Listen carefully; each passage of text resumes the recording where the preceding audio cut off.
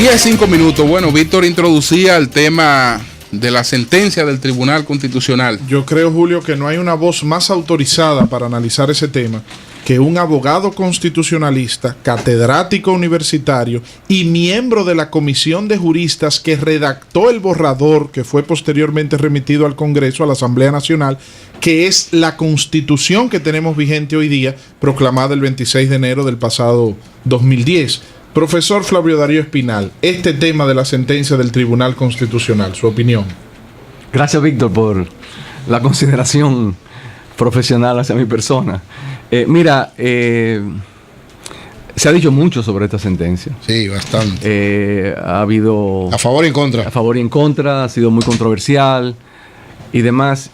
Yo quisiera no, dar una respuesta en base a una frase, a una expresión, a un cliché, sino tratar de ver la sentencia en su conjunto y ponderarla en sus diferentes aspectos, porque es una sentencia larga, es una sentencia compleja, es una sentencia que cubre mucho terreno y que no necesariamente la gente le pone la atención debida, el detenimiento para entender la sentencia y poder entonces quizás dar mi opinión particular en lo que tiene que ver con dicha sentencia. Lo primero que yo diría es que, independientemente de que se esté de acuerdo con la sentencia o no, de que se esté de acuerdo total o parcialmente con la sentencia, el Tribunal Constitucional se cogió en serio el tema. O sea, uno se lee la sentencia y parecería a veces que está elaborando un ensayo sobre el tema de la nacionalidad. Y cubre muchos terrenos. Por ejemplo, va hacia las interpretaciones que diferentes tribunales internacionales han hecho sobre el tema de la nacionalidad. Desde la vieja Corte Permanente de Justicia, la Corte Internacional de Justicia que le siguió a la Corte Permanente, el Tribunal de Justicia de las Comunidades Europeas, la propia Corte Interamericana de Derechos Humanos. Es decir, hace análisis de decisiones y opiniones consultivas que estos órganos han dado a través del tiempo sobre el tema de la nacionalidad. Hace una historia también la sentencia sobre el concepto jurídico de nacionalidad en la República Dominicana, desde la fundación de la República hasta el presente. Hace también un análisis de sentencias y de disposiciones constitucionales de países latinoamericanos. Por ejemplo, comenta una decisión del Consejo de Estado de Colombia y de la Corte Constitucional de Colombia sobre el tema de lo transeúnte y su aplicabilidad a favor de una persona que reclamaba residencia y reclamaba nacionalidad. Comenta las disposiciones constitucionales de Chile y hace sus argumentaciones propias del Tribunal Constitucional. Con esto lo que quiero decir es que se trata de una sentencia que, digamos que hay que leerla con cuidado y con respeto, que el Tribunal Constitucional no se la tomó a la ligera. Otra cosa importante tomar en cuenta sobre la sentencia. El propio Tribunal Constitucional dice que el tribunal que conoció de la acción de amparo que interpuso esa señora, Juliana, el apellido Juliana Regich o Regit Pierre.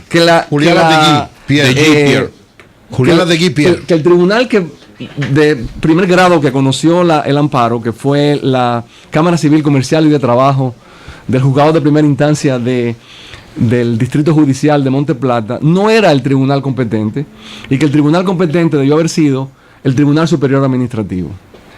El Tribunal Constitucional pudo muy bien, porque así lo pone en la sentencia, al reconocer que hubo un problema de competencia para decidir, pudo muy bien haber remitido el caso al Tribunal Superior Administrativo. Sin embargo, el Tribunal Constitucional decide tomar el caso, lo cual va a tener sus consecuencias desde el punto de vista procesal cuando el día de mañana pues se presente una situación similar. De modo que estamos aquí ante una sentencia que el Tribunal Constitucional parece que quería, un caso que quería conocer, sobre el que quería pronunciarse, que hizo una gran investigación y que planteó los temas relativos a tanto en el orden interno como en el orden internacional. Ahora bien, ¿dónde está, desde mi punto de vista, y sobre eso quiero decirle que yo disfruté mucho la decisión al leerla, aprendí mucho, debo confesar. Ahora, ¿dónde yo veo la problemática de la sentencia? El Tribunal Constitucional, al explorar los temas desde la perspectiva del derecho internacional, demuestra, con toda la razón, debo decir, demuestra que la determinación de los requisitos y los criterios para adquirir la nacionalidad es un dominio reservado a los estados, es decir, es un atributo de soberanía que tienen los estados. Con eso estamos de acuerdo. Eso se demuestra en la sentencia. Eso se demuestra en la sentencia, además de que es un hecho, eso está reconocido en el derecho internacional. Correcto. Ahora, ¿qué ocurre? Que el Tribunal Constitucional reitera la decisión de la Suprema Corte de Justicia del 2005, la hace suya, pero a mí, lo que yo tengo dificultad con la sentencia, la parte problemática desde mi punto de vista es la siguiente. El Tribunal Constitucional tiene una sección, una de las últimas secciones, donde dice las imprevisiones legales del Estado Dominicano. Y dice básicamente que desde el año 1929 el Estado Dominicano adoptó un régimen de nacionalidad en su constitución del 20 de junio de ese año y no tomó las previsiones necesarias desde el punto de vista legal, normativo, reglamentario, para hacer valer ese concepto de nacionalidad. Entonces toma un caso particular, que es el caso de esa señora, y dice, miren, no nos vamos a pronunciar sobre ese caso solamente, sino que vamos a expandir.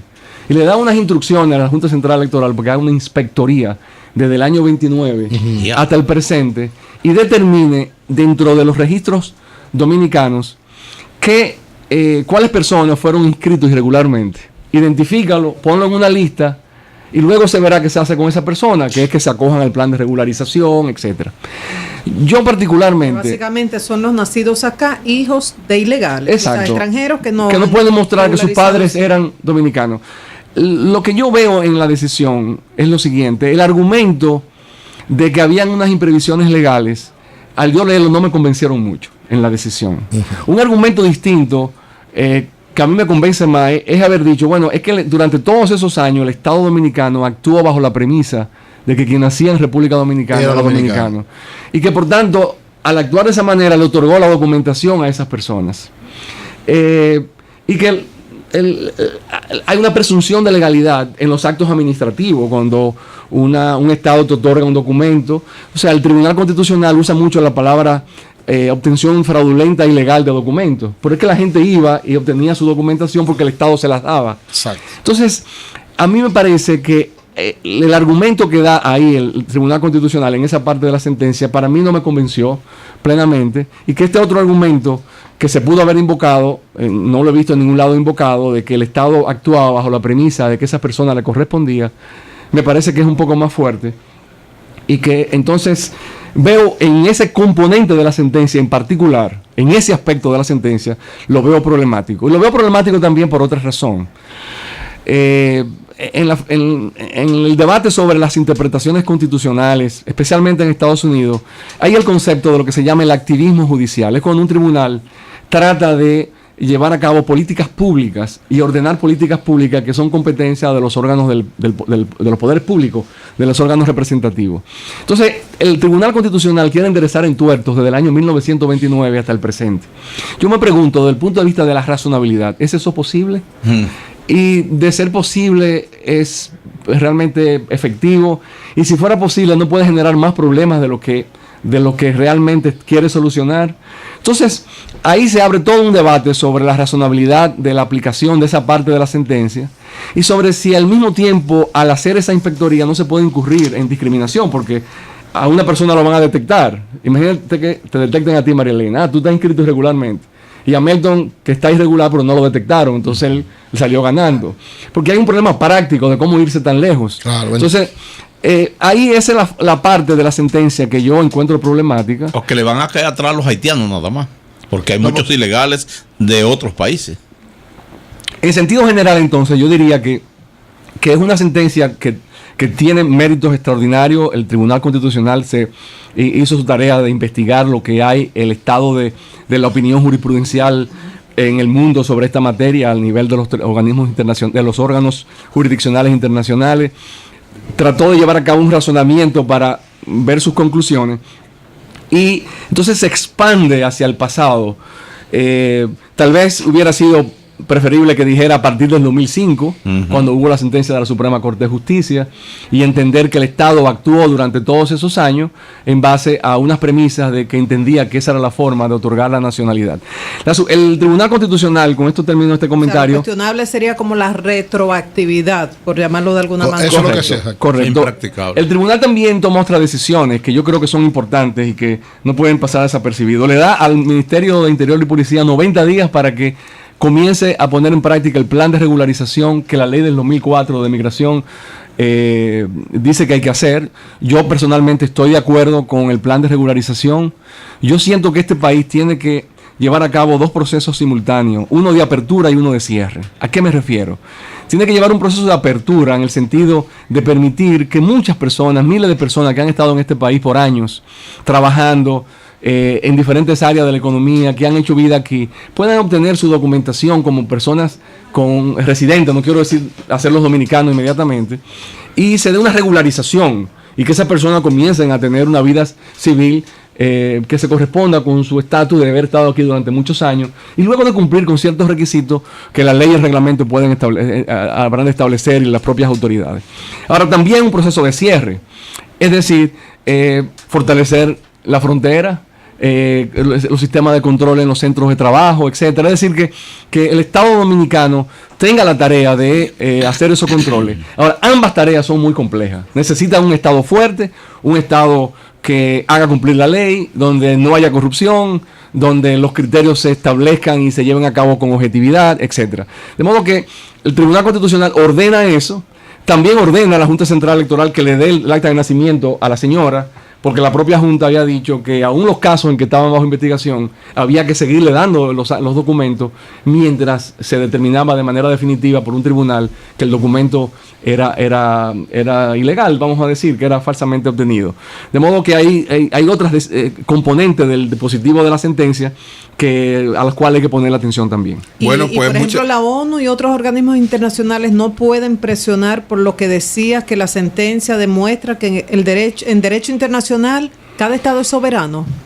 Mira, María Elena, cuando uno habla de la ONU, en la prensa de hoy hay también informaciones sobre eso. Hay que tener un poco de cuidado porque la ONU es un organismo, una entidad tan compleja y con tantos órganos, y habría que determinar de a qué ONU nos estamos refiriendo, o sea, cuál órgano dentro del sistema de las Naciones Unidas es el que tiene competencia. Estaba en la rueda de prensa que hicieron, estaban todos los organismos de la ONU.